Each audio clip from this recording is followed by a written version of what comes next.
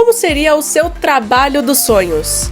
Seria aquele com salário alto, oportunidade de crescimento e experiências internacionais? Se sim, você sabia que ele já existe e ainda te permite trabalhar com vista para o mar? Pois é, essa é a rotina dos chamados IATEs, como são conhecidos os que trabalham em iates de luxo, aqueles barcos que são como casas sobre o mar e que oferecem experiências luxuosas aos hóspedes. Mas, para aqueles que acham que a vida é só maré calma, trabalhar sobre as águas não é fácil como parece. Jono, talk to me please, tell me what's going on. Come on guys, go, go, go. Oh yeah, you got about 10 meters full side, 10 meters full side. Start the side, sorry. Okay, keep the commentary coming. Copy that, it's 8 meters, good line, looking good. Thank you. Whoop. And midships is passing through now. And you have 7 meters full south side, 7 meters south. Yeah, I finished it. Com cerca de 40 metros de comprimento e construído em 2013 pela empresa italiana Benetti, o iate Oryx é uma obra-prima do design naval. Particular e de dono único, esse iate tem capacidade para até 11 hóspedes e acomodação para uma equipe de até 8 tripulantes. No mundo dos iates, o tamanho importa, não apenas em relação ao glamour, mas também à equipe que o opera. O Oryx, classificado como um super iate, exige uma equipe de 7 tripulantes para garantir que cada necessidade seja atendida e cada detalhe seja perfeito. Aqui dentro temos no total 5 funções. O capitão lidera a equipe e é responsável pela navegação e pelas burocracias gerais. Os marinheiros cuidam da parte externa do barco, enquanto o engenheiro se encarrega da parte mecânica. As comissárias de bordo, por sua vez, atendem toda a parte interna do barco e também ao serviço de quarto. E por fim, o chefe de cozinha prepara todas as refeições, não só para os hóspedes, como também para os tripulantes, além de administrar a cozinha.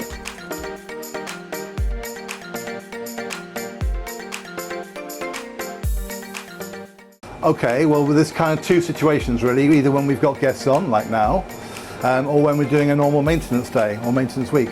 So at the moment we would normally, everyone gets up at different times. If we're in the marina, then normally Owen will start at 6 o'clock and Ricky starts at 6.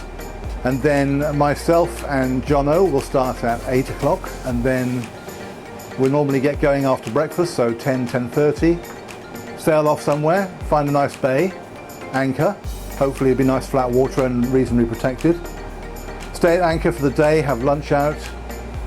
Meanwhile we're just sorting out bits and bobs and keeping everything running. Alexi, the engineer, is often fixing things. Then, as far as I'm concerned, in the daytime I'll be floating around. I keep an eye, obviously I'm making sure the boat's safe, making sure that the anchor hasn't moved. So the deck crew now there's 3 people sharing 2 jobs, and the same with the interior. So I'll have 3 stewardesses, 3 deck crew for basically 2 jobs, and they'll do 4 months on, 2 months off and rotate. Also we've already got 2 engineers, they do 2 months on, 2 months off. And the idea is that everyone is rested, everyone has enough time.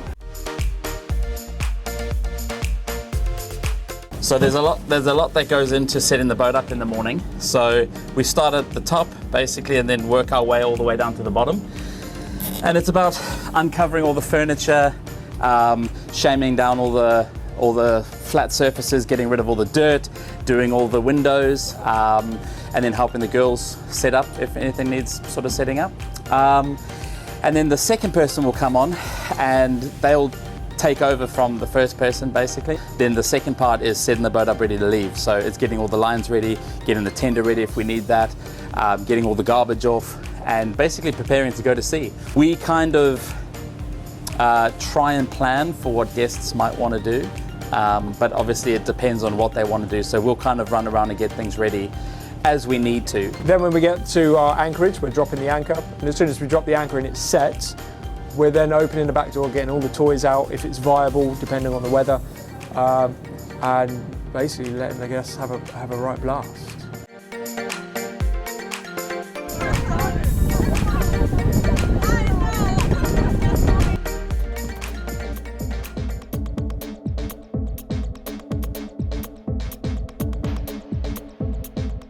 my daily routine to be sure what everything will be work perfectly. To keep AC, fridge, engines, generators, everything should be work fine. From here you can monitoring main things like shore power, generator power, all parameters from engine, from water tank level, for example. You can see how much water we have, how much black fuel. So it's main monitor system here.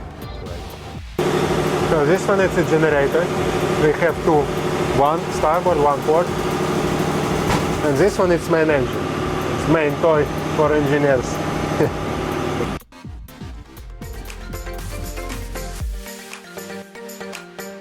The primary thing is about keeping the boat safe, looking good, working, and looking after the crew. Normally we'll get ready to leave the anchorage probably 3-4 o'clock. Then we'll go into port, so we've got to do obviously the whole operation of berthing, parking the boat. And then everyone will change into their evening wear. The girls will get everything ready for dinner. The guys will go around clearing up and getting all the salt off the boat and making sure the boat's all clean.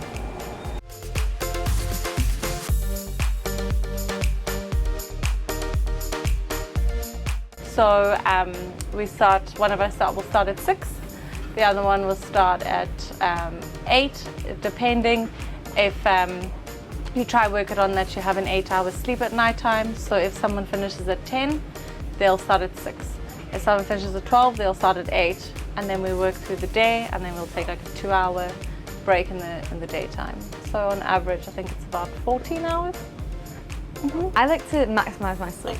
So I wake up approximately 15 minutes before I start, and I literally 30-second shower, wash my face, brush my teeth, put my clothes on, and I'm ready to go. Then I will start the cabins, so do the housekeeping jobs, turn up the beds, give the bathroom a little bit of a sprinkle, and just stuff like that, housekeeping turn-ups. And that's in the morning. Then you'll do generally lunchtime, and then in the evening again. So it's your turn up, so in the morning, and your turn downs are in the evenings. And that's when we go in and we put the beds down, lay your cushions down.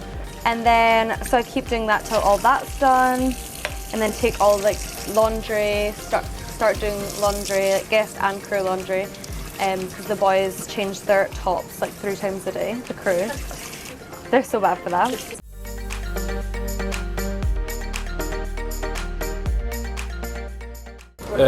I will be up by 6:30. We'll get pastry, focaccia breads. Usually that's set from the night before. That goes in the oven.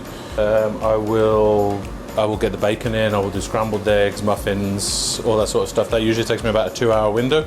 Most of that's prepared from the night before, the day before. And then I'll clean down. Then basically I'll set up for lunch. I'll do a little breakfast for crew. Once I've done breakfast for crew, I'll start to set up for lunch for guests and lunch for crew again. After breakfast, then we'd Riki and I make a mess all around here. So it's all about just cleaning it all up and making it look very fresh again. And then just looking at the couch, always checking the day ahead, checking fingerprints here, there, everywhere. Then it's lunch. It's the same thing again. So lunch finishes, and then snack time. Once that's all kind of served, I'll close down. I'll usually break in the afternoon a little bit. And then the same thing for about 4 o'clock, I'll do snacks, usually for guests. And then I'll move into crew lunch, and then take a little time out before setting up for the evening. So the day usually finishes about 6:30 in the morning, usually done by about 10 o'clock at night. We try time things correctly, so if we know someone likes something at a specific time or likes a specific thing, then we try do it before they ask. Guests off is a very different story. So that's where we do a lot of the cleaning, the fixing, and the maintenance. So depending on what happens during the day or during the trips with the guests, we tend to, once the guests leave, the first thing we do is we wash the whole boat down from top to bottom, because salt will go everywhere. Do other things like focus on the crew mess, on laundry, on day-to-day maintaining of dust vacuuming, wiping things, making sure everything is still neat and tidy. Yeah, at the moment I do all the hiring and firing. Now, I'm lucky in the fact that I've been doing this for 23 years. and I know a lot of people now, particularly on this boat, and particularly because of COVID, we had 50 different crew come and go. Some of them were really good people, but it was just a horrendous situation. But the most important thing, and when any crew start on this job, when they join the boat, I always say to them, half your job is doing your job, and half your job is getting on with everybody else. And now I will say something a bit controversial, seeing as we're talking about these things. When you say, how do I select the crew, and there's kind of a thing there, which is not politically correct to say, but most of the people I select for crew come from good families. Now, I know that shouldn't be a factor, but if I take people who come from a good family, a good, I call middle-class family, they have good manners, they won't be into drugs almost normally, they normally behave themselves better, and they fit in better. If there's any problems whatsoever, especially on a boat, you've got to get in early, you've got to fix the problems and make sure everyone's good and then move on, because if you don't sort out the problems early, they just get bigger and bigger and bigger, and you'll be surprised small problems become massive problems very quickly on boats, because it's a very intense, very sort of pressurized working environment. Apesar de todas as adversidades, para a tripulação foi fácil encontrar no Oryx uma família. I have to say on here all the crew get on very well. I'd say we've got a good crew dynamic. You're living and working and socializing everything with the same people. They're your family, so as you do in families you have fights, so it happens and you move on and forgive each other.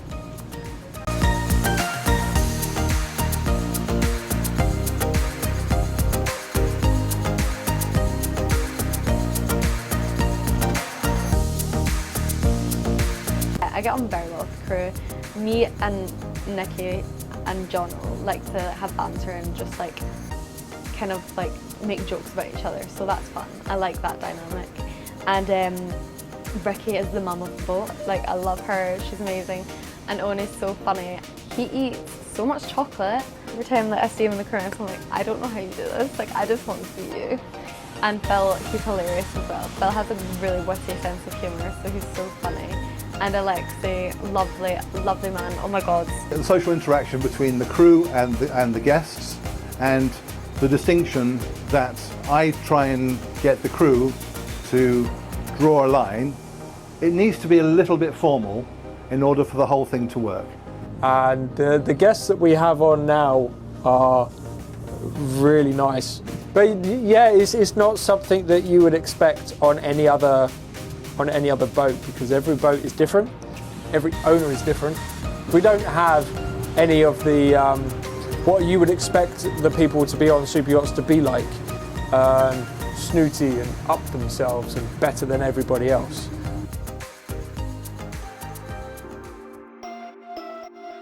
My dad was very keen on sailing, so he started me when I was very young, but I didn't really understand what I was doing. He'd say, pull the red rope, pull the blue rope, you know, do this, do that. And my dad was clever enough to realise that he couldn't teach me everything, because he's my dad, and whoever listens to your dad, you know, it's like. So he sent me off on some training courses, and that changed my life, because suddenly I realised, actually, I really like this, and actually, I'm actually quite good at it, because although I didn't know what I was doing, I was still doing things, so I was used to being on a boat. But suddenly it all made sense, because I understood the reason for everything. Para muitos, trabalhar em um super iate é mais do que uma profissão, é um estilo de vida. Mas afinal, como que eu faço para poder entrar nessa indústria que parece tão exclusiva? No geral, qualquer pessoa com inglês fluente pode entrar nesse mundo, mas para isso é necessário obter alguns certificados, como o ENG1, que avalia a aptidão física do candidato, e o STCW, de treinamento de segurança em alto mar. Depois, com esses certificados em mão, é preciso ir atrás de agências especializadas ou fazer o famoso dock walking, que consiste basicamente em ficar andando por docas de iates, entregando currículos. É claro que quanto mais certificados um iate tiver, maior o seu salário e a sua posição dentro de um barco. Last question, what attracted you to this? Below deck. My first stint on board Oryx was 19 months. so I didn't leave the boat for 19 months.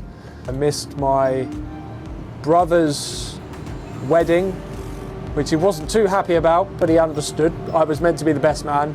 I missed my cousin's funeral. Yeah, it's one of those things. I've missed weddings, birthdays and funerals, but my relationship with my family is okay, it's good. We chat every week, but I just don't get to see them as much. In July 2022, I got like a one-way ticket to Palma, and I was dock walking. I only had £100. Yeah. I literally bought milk and I bought cereal, and I had that like twice a day. And then one night for dinner I had Doritos.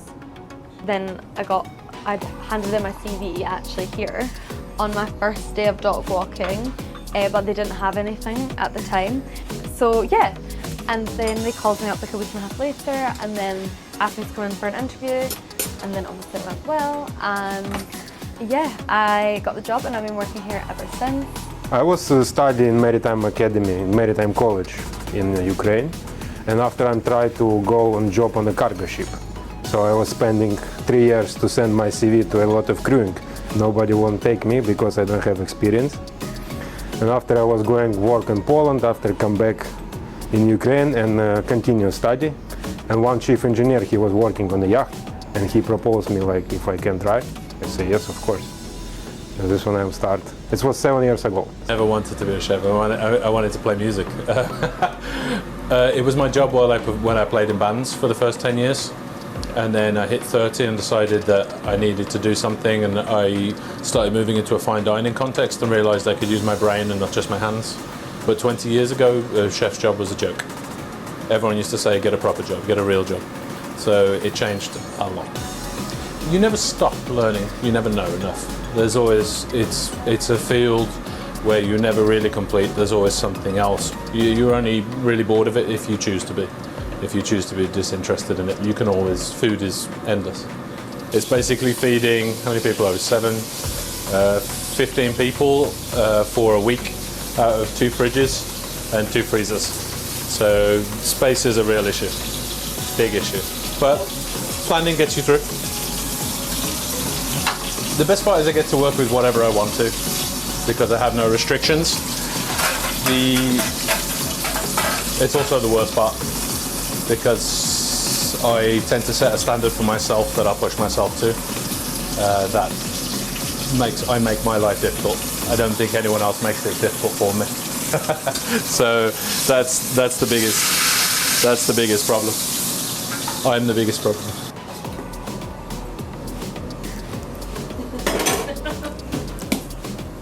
Also, eating all your food all the time is a real problem.